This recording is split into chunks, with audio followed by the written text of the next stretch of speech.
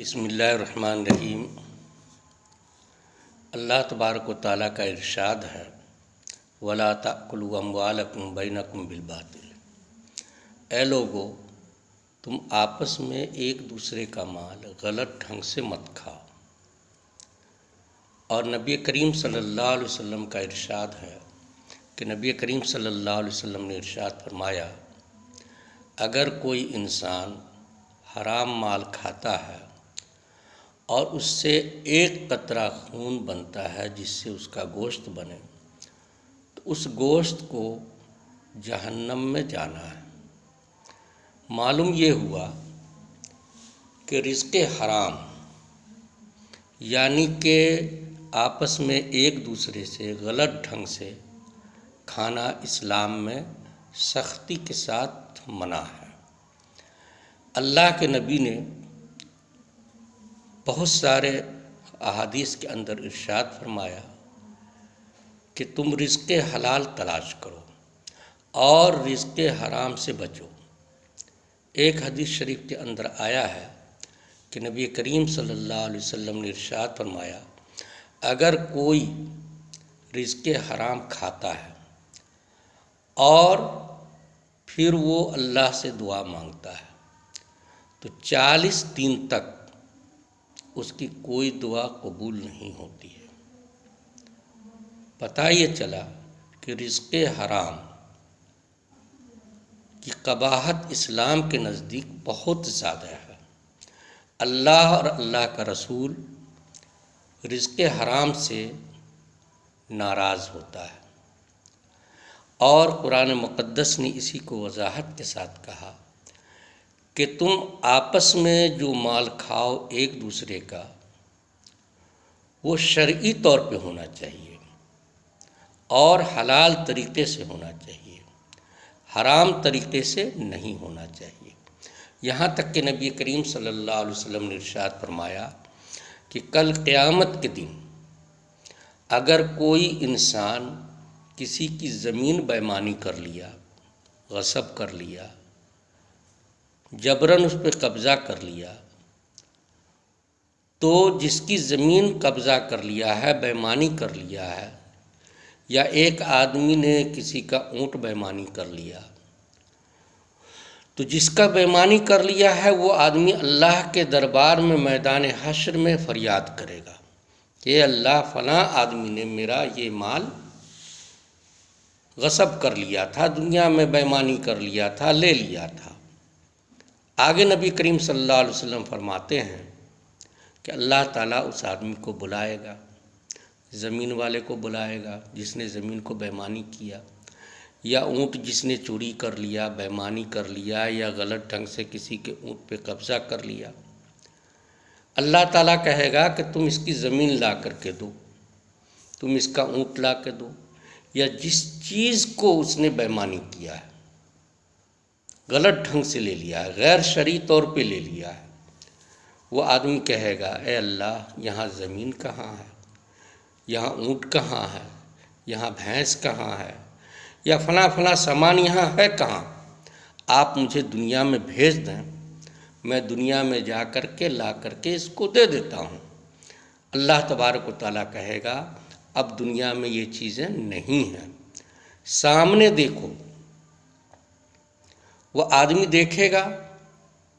تو جس نے کسی جانور کی بےایمانی کر لیا، جس نے زمین بےایمانی کر لیا، یا کسی سامان کو غصب کر لیا،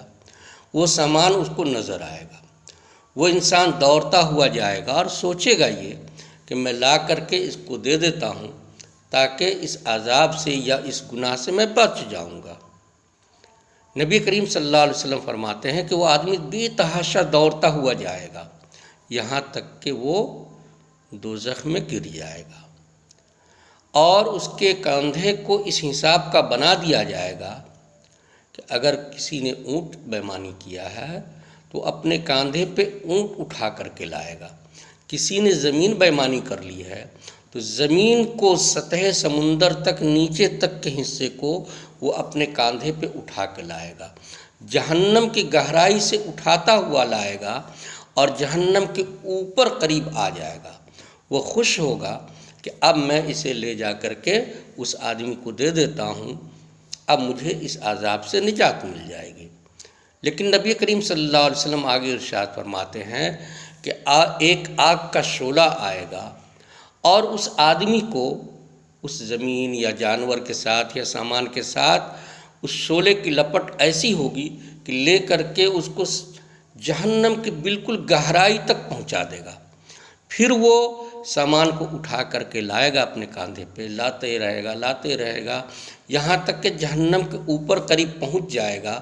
پھر خوش ہوگا کہ اب میں اس عذاب سے چھٹکارا پا لوں گا۔ نبی کریم صلی اللہ علیہ وسلم فرماتے ہیں کہ جتنی دفعہ وہ جہنم کے اوپر تک آئے گا اتنی دفعہ آگ کا شعلہ آئے گا اور اپنے لپیٹ میں لے کر کے اس کو جہنم کی گہرائی تک پہنچا دے گا۔ یہ عذاب اس انسان سے ہوتا رہے گا جس نے کسی کا بھی مال غصب کیا ہو، بے ایمانی کیا ہو، چوری کیا ہو یا کسی غلط ڈھنگ سے غیر شرعی روپ سے کسی کا مال لے لیا ہوگا۔ لیکن جس کا مال لے گا اس کو کیا ملے گا؟ تو نبی کریم صلی اللہ علیہ وسلم نے ارشاد فرمایا اس انسان کو غصب کرنے والے کے نیکی میں سے نیکی دے دی جائے گی، اور اگر نیکی نہیں ہوگی تو صاحب جائیداد یا صاحب مال کے گناہ کو اس انسان کے اوپر ڈال دیا جائے گا اور اللہ تبارک و تعالیٰ اپنے طرف سے اس آدمی کو نیکیاں دے کر کے جنت میں داخل کر دے گا۔ پتہ یہ چلا کہ کسی مومن مرد کا یا عورت کا یا مسلمان کا مال کھانا یا کسی بھی انسان کا غلط ڈھنگ سے مال کو لے لینا، زمین کی شکل میں ہو، پیسے کی شکل میں ہو، سامان کی شکل میں ہو، کسی بھی شکل میں ہو، اللہ اور اللہ کے رسول کے نزدیک سب سے زیادہ بری بات ہے، اور اللہ اور اللہ کا رسول سب سے زیادہ اس انسان سے ناراض ہوتا ہے جو کسی کا بھی مال غلط ڈھنگ سے چوری کے ذریعے، بے ایمانی کے ذریعے، زبان درازی کے ذریعے، خیانت کے ذریعے، کسی بھی ذریعے سے غیر شرعی روپ میں لے لیتا ہے۔ اللہ تبارک و تعالیٰ ایسے انسان سے بے انتہا ناراض ہوتا ہے، یہاں تک کہ ایک واقعہ آتا ہے، یہ غلط مال کا کھانا کتنا برا ہے، کسی کا بھی مال غلط کھانا۔ آپ نے حجاز ابن یوسف کا نام سنا ہوگا۔ حجاز ابن یوسف انتہائی ظالم اور جابر جو ہے گورنر تھا۔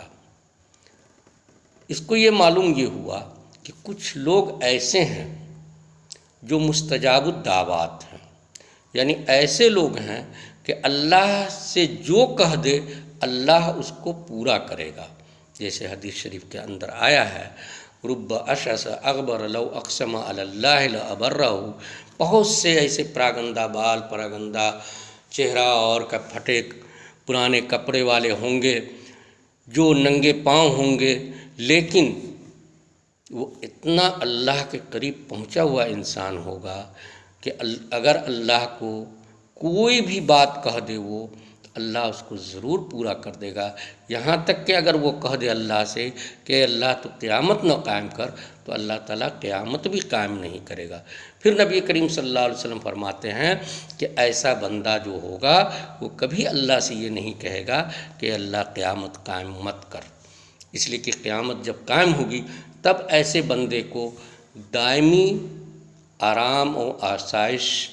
اور تمام خواہشات کو پورا کرنے کا موقع ملے گا۔